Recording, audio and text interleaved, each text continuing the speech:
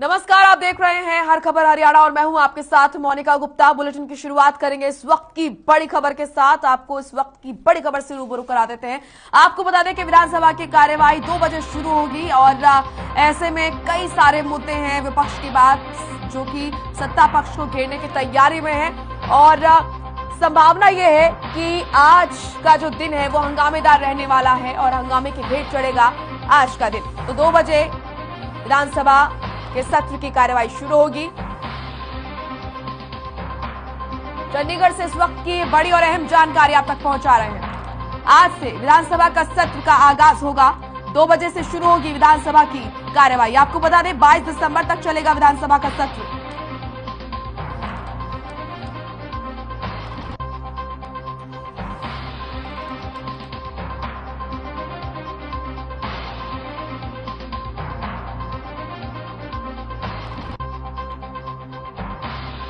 तो ये बड़ी और अहम जानकारी आपके सामने चंडीगढ़ से।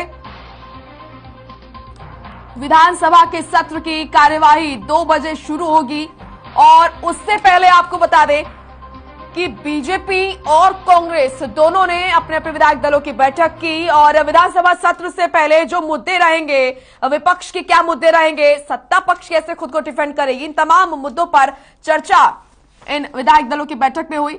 फिलहाल आपको बता दें कि 2 बजे विधानसभा के सत्र की शुरुआत होगी और तैयारियां दोनों ही तरफ से की जा रही है। फिलहाल जो आसार नजर आ रहे हैं वो ये है कि सत्र के हंगामेदार रहने के पूरे आसार हैं, क्योंकि पहले से ही विपक्ष आक्रामक रुख दिखा रहा है और कई मुद्दे हैं, खासकर कि जो भर्ती घोटाले का मामला है उसको लेकर विपक्ष लगातार आक्रामक रुख अख्तियार किए हुए हैं। ऐसे में सत्ता पक्ष यानी कि भारतीय जनता पार्टी खुद को कैसे डिफेंड करेगी और जो 6 बिल पेश करने हैं उस पर चर्चा होती है या नहीं, ये देखने वाली बात रहेगी। फिलहाल ये महत्वपूर्ण जानकारी आपके सामने।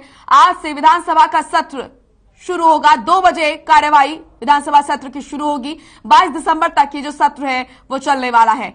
6 बिलों को पेश करेगी इस बीच सरकार और आपको बता दें कि जो आसार नजर आ रहे हैं वो ये है कि इस बार ये जो आज का दिन है हंगामे की भेंट ही चढ़ेगा, क्योंकि विपक्ष जहां अपनी पूरी तैयारी में है वहीं सत्ता पक्ष भी है, लेकिन विपक्ष के पास इस पर कई सारे मुद्दे हैं।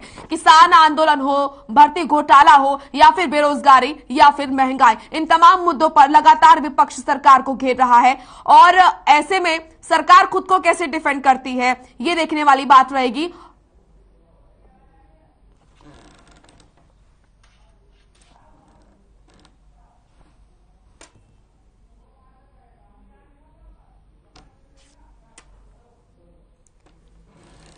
तो आज से विधानसभा सत्र का आगाज होगा। आपको बता दें कि 2 बजे से शुरू होगी विधानसभा सत्र की कार्यवाही और इससे पहले बीजेपी विधायक दल की बैठक हुई, कांग्रेस ने भी अपने विधायक दलों की बैठक की। साफ तौर पर विधानसभा सत्र से पहले की तैयारियां दोनों तरफ से की जा रही है, जहां विपक्ष अपने मुद्दों को लेकर तैयार कि किन किन मुद्दों पर सरकार को घेरना है, तो वहीं सरकार भी खुद को डिफेंड करने के लिए तैयार।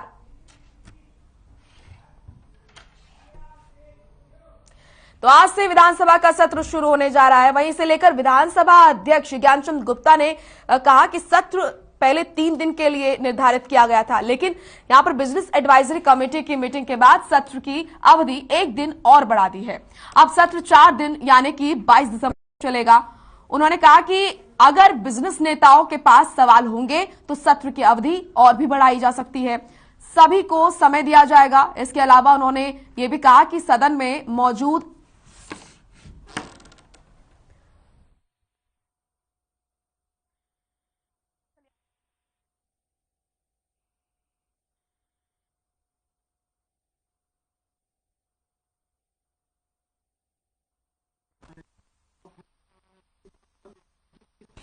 देखिए, ये सत्र आज दोपहर 2 बजे जो है शुरू होने जा रहा है। सरकार की जो प्रपोजल थी, जो उन्होंने प्रस्ताव किया था, वो 3 दिन सत्र चलाने का था, लेकिन कल बिजनेस एडवाइजरी कमेटी की मीटिंग में ये निर्णय हुआ कि ये सत्र 1 दिन और बढ़ाया जाए।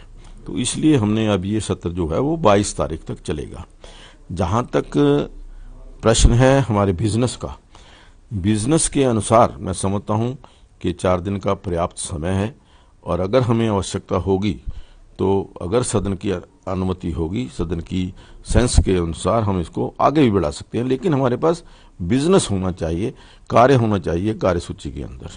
सर, अनुशासन व्यवस्था को लेकर आप काफी गंभीर रहते हैं सत्र के अंदर, लेकिन जो कई विपक्षी नेता हैं वो तैयारी कर रहे हैं कि सरकार को घेरने की या हल्ला करने की सदन के अंदर, तो किस तरह से अनुशासन व्यवस्था जो वो बनाए रखी है? नहीं, देखिए, मैं आपके माध्यम से सभी अपने विपक्ष के साथियों से और सत्ता पक्ष के साथियों से ये अपील करूंगा कि वो सदन की गरिमा और मर्यादा बनाए रखें।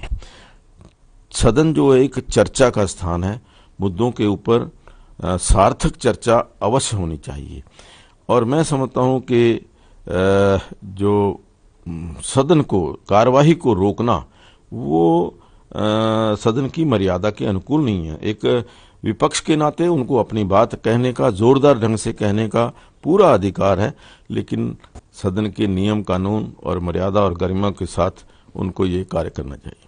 सर, एक आखिरी सवाल है कि कितने प्रश्नों को सिलेक्ट किया गया है, तारांकित, गैर तारांकित, कितने सवाल आएंगे? देखिए, अभी तक हमारे पास 273 तारांकित प्रश्न आए हैं, 163 गैर तारांकित प्रश्न हैं, 6 हमारे पास सरकारी बिल हैं जो सरकार की तरफ से आए हैं, और 33 जो हैं कॉल अटेंशन मोशन ये आए हैं, और 2 जो हैं एडजर्नमेंट मोशन आए हैं। इन सभी चीजों के ऊपर हम नियम के अनुसार कार्रवाई करते हुए सदन के अंदर चर्चा करेंगे।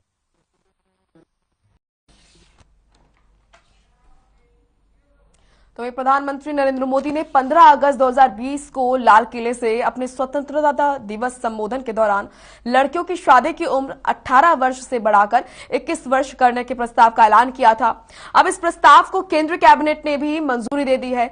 इसी के मुद्दे पर हरियाणा रेड क्रॉस सोसाइटी की वाइस चेयरमैन सुषमा गुप्ता भी संघर्षरत थीं।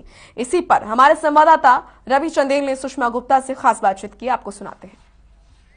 प्रधानमंत्री नरेंद्र मोदी ने 15 अगस्त 2020 को अपने स्वतंत्रता दिवस संबोधन के दौरान लड़कियों की शादी की उम्र 18 वर्ष से बढ़ाकर 21 वर्ष करने के प्रस्ताव का ऐलान किया था।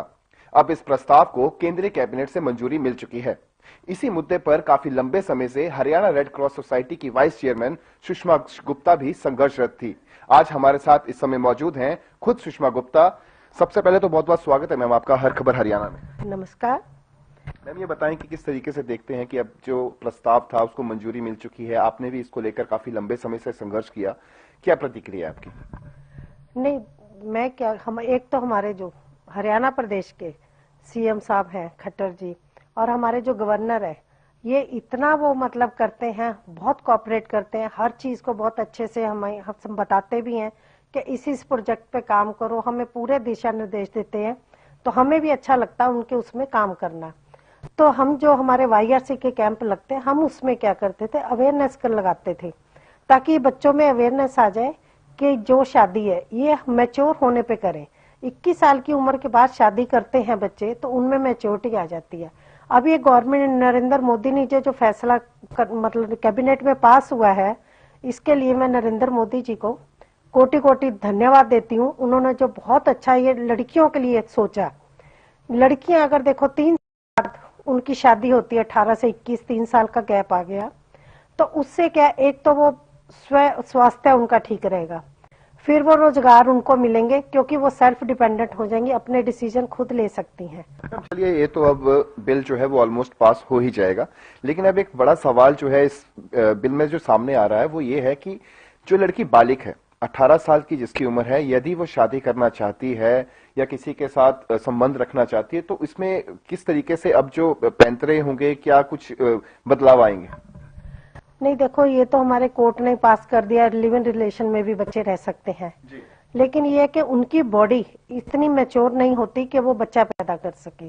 तो मैं तो यही कहूंगी, अगर इस चीज को नहीं मानते हो आप, तो कम से कम बच्चा तो 21 के बाद पैदा करिए, ताकि आपकी बॉडी इस लायक हो जाए कि आप एक बच्चे को जन्म दे सकें, अपनी फैमिली की प्लानिंग कर सकें। इसीलिए 21 साल की उम्र है, ताकि उनमें मैच्योरिटी आ जाए कि कब कौन सा डिसीजन कब लेना है। मैम, अगर बात करें हरियाणा रेड क्रॉस सोसाइटी की, तो मौजूदा समय में क्या कुछ कार्य जो है वो रेड क्रॉस सोसाइटी द्वारा किए जा रहे हैं और किस स्तर पर किए जा रहे हैं? नहीं, हमारे यहाँ देखो, हरियाणा में इस समय भारतवर्ष में हरियाणा नंबर 1 है हर चीज में। जो काम कोरोना काल में किसी ने नहीं करा वो रेड क्रॉस सोसाइटी ने करा। रेड क्रॉस का नाम इसमें कोरोना काल में इतना हुआ है कि सभी जन जन को पता चल गया कि रेड क्रॉस सोसाइटी क्या होती है और क्या काम करती है। तो ये थी हमारे साथ रेड क्रॉस सोसाइटी की वाइस चेयरमैन सुषमा गुप्ता, जिन्होंने प्रधानमंत्री नरेंद्र मोदी द्वारा लिए गए इस फैसले का स्वागत किया। साथ ही उन्होंने कहा कि हरियाणा रेड क्रॉस सोसाइटी हर वर्ग का हर समय ख्याल भी रख रही है और अपनी तरफ से तुरंत प्रभाव से सुविधाएं भी मुहैया करवाई जा रही हैं। चंडीगढ़ से हर खबर हरियाणा के लिए रवि चंदेल के साथ कैमरामैन किशन की रिपोर्ट। रोहतक जिला बार एसोसिएशन के चुनाव में मतदान जारी है। 14 विभिन्न पदों के लिए मतदान हो रहा है। सुरक्षा व्यवस्था के लिए पुलिस बल तैनात किया गया है। प्रदेश में रोहतक की जिला बार एसोसिएशन अहम स्थान रखती है, जिसका वार्षिक चुनाव मतदान हो रहा है। पिछले साल बार की जो मतदाता सूची है उसमें वकीलों की संख्या यहां पर 2693 थी, लेकिन इस बार चुनाव अधिकारियों ने यहां पर 2279 जो नाम है वो रखे हैं।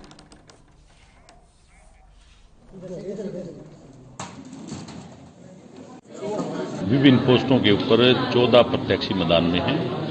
4 प्रधान में, 4 सेक्रेटरी में, 3 वाइस प्रधान में, 3 ज्वाइंट सेक्रेटरी में। हाँ जी। तो सर, जिस तरीके से व्यवस्था न हो उनके लिए क्या व्यवस्था की गई? नहीं, पुलिस प्रशासन हमारे पास आया हुआ है और सभी वकील साथी भी मिलजुल के अच्छा कार्य कर रहे हैं। निष्पक्ष भाव से इलेक्शन चल रहा है। हमारे सतवीर सिंह नाराज जी मेरे साथ बैठे हैं, प्रिजाइडिंग मेंबर हैं वो, और हमारी देखरेख में अच्छे सुचारू रूप से इलेक्शन चल रहा है। तो बार एसोसिएशन के चुनाव के लिए मतदान जारी है। प्रवीण शर्मा हमारे सहयोगी लाइव जुड़ चुके हैं। प्रवीण, अगर बात करें बार एसोसिएशन के चुनाव की, तो क्या कुछ अपडेट फिलहाल अब तक मिल पा रहा है? कितनी % वोटिंग जो है वो हो चुकी है और जो रिजल्ट है वो कब तक आएगा?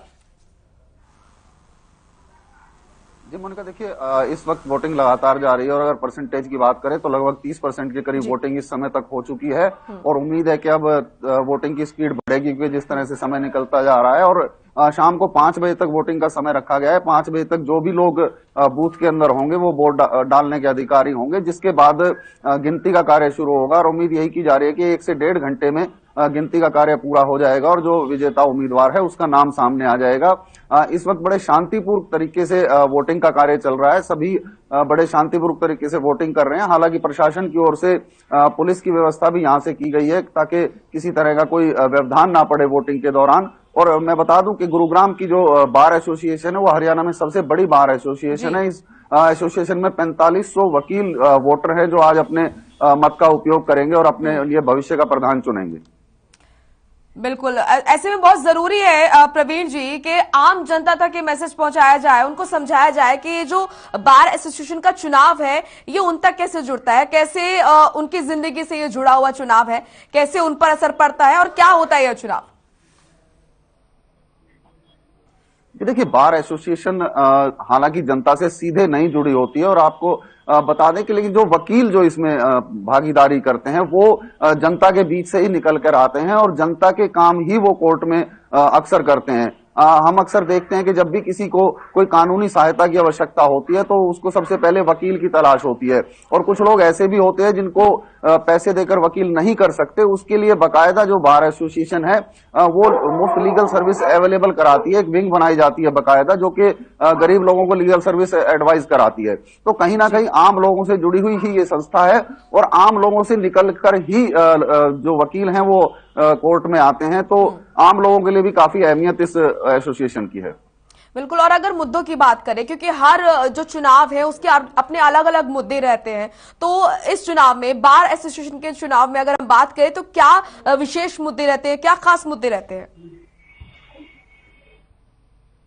मोनिका, इसमें जो मुद्दे रहते हैं वो वकीलों के हित से जुड़े हुए मुद्दे होते हैं। अगर अब की बात करें तो अब जिन मुद्दों को लेकर ये चुनाव लड़ा जा रहा है उनमें खासतौर पर जो कोर्ट की सुरक्षा व्यवस्था है उसको लेकर ये चुनाव लड़ा जा रहा है और इसमें जो महत्वपूर्ण चीज है, जो वकीलों की सिटिंग की व्यवस्था है, जो चैम्बर्स वकील को उपलब्ध कराए जाते हैं, उनकी संख्या देखा जाए तो गुरुग्राम में काफी कम है। उनको लेकर भी लगातार वकील न्यायिक अधिकारियों से मिलते रहे, जिला प्रशासन से मिलते रहे।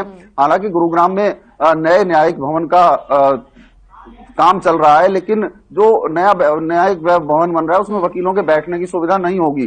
तो इस बात को लेकर भी लगातार जो वकीलों की एसोसिएशन है वो लगातार अधिकारियों से मिलती है और कोशिश करती है कि वकीलों को कोर्ट परिसर में बैठने के लिए उचित स्थान मिले और चैम्बर मिल पाए, ताकि उनके जो आने वाले क्लाइंट हैं उनको किसी तरह की परेशानी ना हो।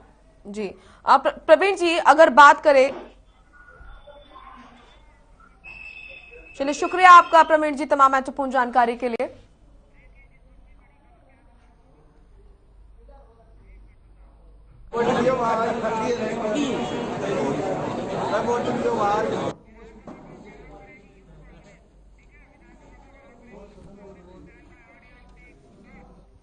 चलिए बड़ी खबर का रुख करेंगे। विधानसभा का घेराव करेगी यूथ कांग्रेस। इस वक्त की बड़ी और अहम जानकारी से आपको रूबरू करा रहे हैं। आपको बता दें कि विधानसभा का सत्र जो है वो शुरू होने वाला है और ऐसे में इससे पहले विधानसभा का घेराव करेगी यूथ कांग्रेस। तो ये बड़ी और अहम जानकारी, थोड़ी देर में विधानसभा के बाहर प्रदर्शन करेंगे कांग्रेसी। यूथ कांग्रेस अध्यक्ष दिव्यांशु मुदिराजा के नेतृत्व में ये प्रदर्शन किया जाएगा। विधानसभा का घेराव किया जाएगा यूथ कांग्रेस की तरफ से। बड़ी और अहम जानकारी चंडीगढ़ से आपके सामने। विधानसभा का घेराव करेगी यूथ कांग्रेस।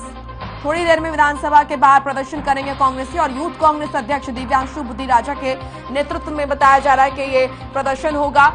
कई मुद्दे हैं जिस पर सरकार को लगातार कांग्रेस घेर रही है और ऐसे में अपने मुद्दों को लेकर यहाँ पर रोष जताएगी यूथ कांग्रेस। तो विधानसभा का घेराव करेगी यूथ कांग्रेस। इस वक्त की बड़ी और अहम जानकारी आपके सामने।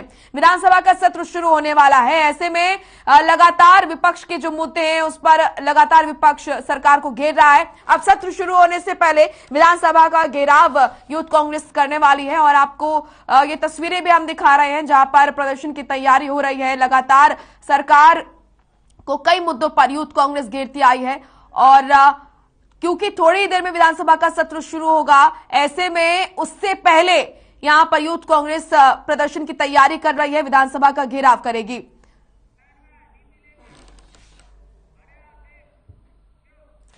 तो वहीं आज रेवाड़ी जिले में बार एसोसिएशन के चुनाव का मतदान होना है। शांतिपूर्ण तरीके से ये जो मतदान है वो शुरू हो चुका है। आपको बता दें कि शाम 5 बजे तक ये जो मतदान है वो चलेगा और बार एसोसिएशन चुनाव में 5 पदों के लिए चुनाव कराया जा रहा है, जिसमें 12 प्रत्याशी अपना भाग्य आजमा रहे हैं।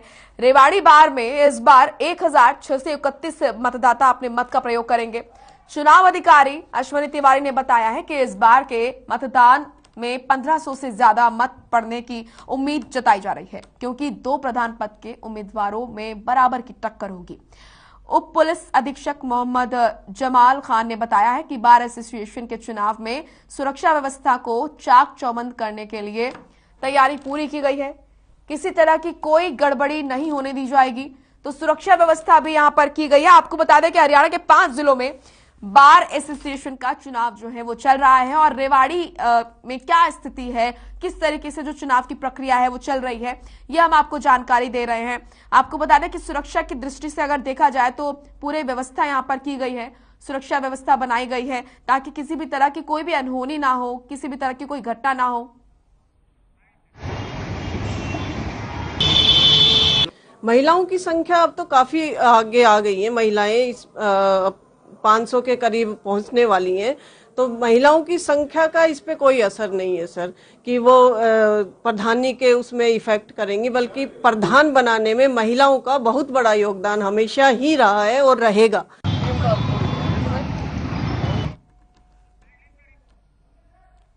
तो हरियाणा के 5 जिलों में बार एसोसिएशन का चुनाव चल रहा है।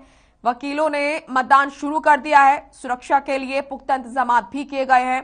आपको बता दें कि रेवाड़ी में अगर बात की जाए मतदान की, बार एसोसिएशन की, तो यहां पर सुचारू रूप से तमाम चीजें चल रही हैं और मतदान भी चल रहा है। शाम के 5 बजे तक माना जा रहा है कि घोषणा कर दी जाएगी और कौन जीतेगा कौन नहीं। फिलहाल ये जानकारी आप तक पहुंचा रहे हैं। हरियाणा के 5 जिलों में बार एसोसिएशन का चुनाव जो है वो हो रहा है। मतदाता अपने मत का इस्तेमाल कर रहे हैं। वकीलों ने मतदान करना शुरू कर दिया है और बात करें अगर सुरक्षा व्यवस्था की, तो सुरक्षा व्यवस्था यहाँ पर अच्छी की गई है। सुचारू रूप से जो मतदान है वो चल रहा है और शाम 5 बजे तक विजेताओं की घोषणा कर दी जाएगी।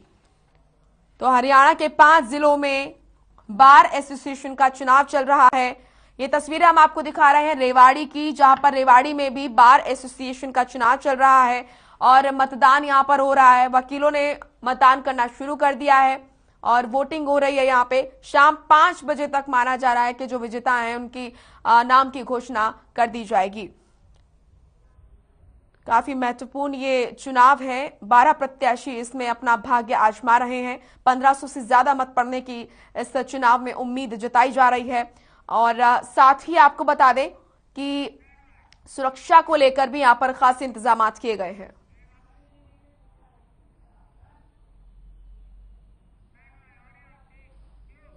वहीं हरियाणा विद्यालय शिक्षा बोर्ड की ओर से आगामी 18 और 19 दिसंबर को आयोजित होने वाली हरियाणा शिक्षक पात्रता परीक्षा के सफल और पारदर्शी ढंग से संपन्न करवाने के लिए सिरसा जिला प्रशासन ने पुख्ता प्रबंध किए जाने का दावा किया है।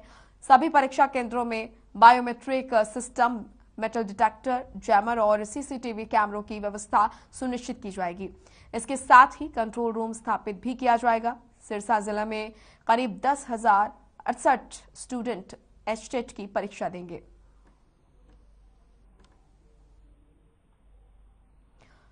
तो इसके लिए कंट्रोल रूम स्थापित किया गया है। 18 और 19 एचटेट की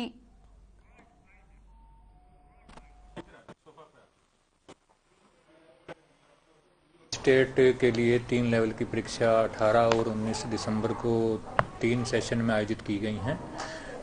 18 को इवनिंग सेशन में पीजीटी लेवल 3 का पेपर होगा और 19 तारीख को 2 टीजीटी और पीआरटी 2 लेवल की परीक्षाएं होंगी, जिसके लिए शिक्षा विभाग, जिला शिक्षा विभाग यहाँ पे कंट्रोल रूम बनाया गया है डिस्ट्रिक्ट एजुकेशन ऑफिस में, और जहाँ से सभी सेंटर्स के साथ और बोर्ड के साथ, सभी फ्लाइंग टीम्स के साथ तालमेल रखा जाएगा।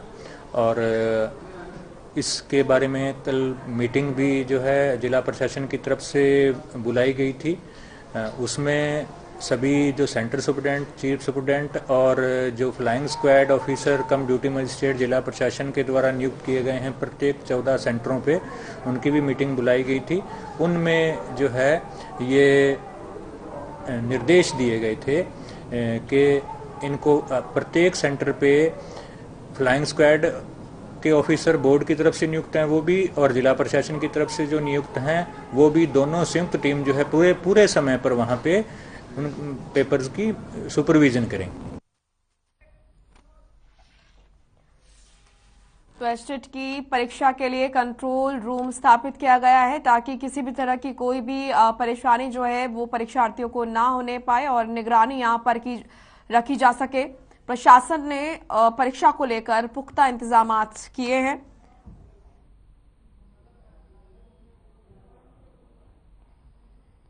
तो एचटेट की परीक्षा के लिए कंट्रोल रूम स्थापित किया गया है जिसमें निगरानी रखी जाएगी, सुरक्षा व्यवस्था जो है वो चाक चौबंद की जाएगी, सीसीटीवी कैमरे लगाए जाएंगे और तमाम तरह की जो सुविधाएं हैं उन पर भी ध्यान दिया जाएगा। यहाँ पर आपको बता दें कि परीक्षार्थियों को किसी भी तरह की कोई दिक्कत ना हो, उस पर भी ध्यान दिया जाएगा। तो प्रशासन अपने तरीके से पूरी तरह तैयार यहाँ पर इस परीक्षा के लिए नजर आ रहा है। तो कंट्रोल रूम स्थापित किया गया है एचटेट की परीक्षा के लिए।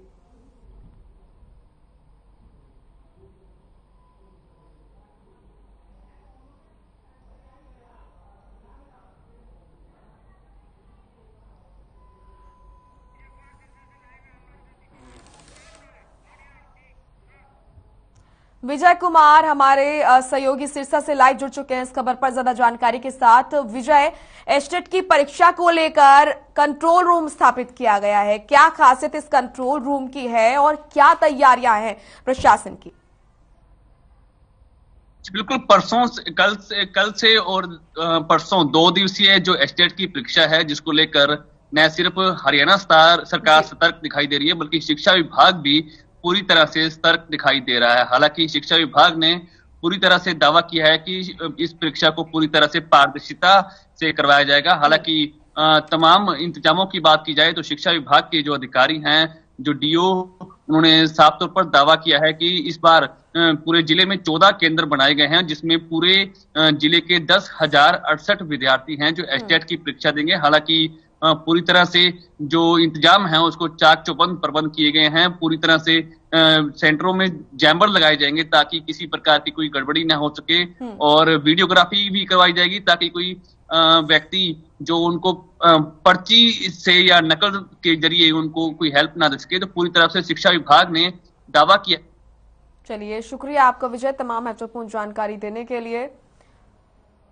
तो परीक्षा को लेकर प्रशासन पूरी तरीके से तैयार। चलिए रुक करेंगे बड़ी खबर का। चरखी दादरी से बड़ी खबर आ रही है जहां पर देह व्यापार को लेकर जानकारी मिल रही है। इस वक्त की बड़ी और अहम जानकारी चरखी दादरी से आपके सामने। पुलिस ने होटल में छापेमारी की है। सेक्स रैकेट की सूचना पुलिस को मिली थी। महिला पुलिस के साथ पुलिस बल पहुंचा। पुलिस हिरासत में कई युगल जोड़े। तो चरखी दादरी से ये बड़ी और अहम जानकारी। होटल में फिलहाल ये तस्वीरें आप देखिए जहां पर रेड मारी गई है। पुलिस प्रशासन को यहां पर जानकारी मिली थी कि देह व्यापार यहां पर होता है और सेक्स रैकेट चलाया जा रहा था। तो फिलहाल ये देखिए छापेमारी जिस वक्त की गई उस दौरान की तस्वीरें, जहां पर मौके से जब यहां पर रेड मारी गई तो कई जो युगल जोड़े हैं उनको यहां पर देखा गया। और ये तस्वीरें आपको वहां की दिखा रहे हैं। महिला पुलिस के साथ पहुंचा पुलिस बल और पुलिस हिरासत में है कई युगल जोड़े। तो चरखी दादरी से ये बड़ी जानकारी अब तक पहुंचा रहे हैं। पुलिस ने होटल में रेड मारी। पुलिस को ये जानकारी मिली थी, ये सूचना मिली थी कि इस होटल में सेक्स रैकेट चल रहा है, देह व्यापार चल रहा है। और ऐसे में पुलिस वहां पर जब रेड मारने पहुंची तो वहां पर कई युगल जोड़े जो है मौजूद थे और कई युगल जोड़ों को हिरासत में इस दौरान लिया गया। पुलिस ने होटल में छापेमारी की और ये तस्वीरें आपको दिखा रहे हैं उस दौरान की जब पुलिस जो है सूचना पर वहां पर पहुंची और यहां पर जो युगल जोड़े हैं, कई युगल जोड़े हैं जिनको यहां पर हिरासत में लिया गया है।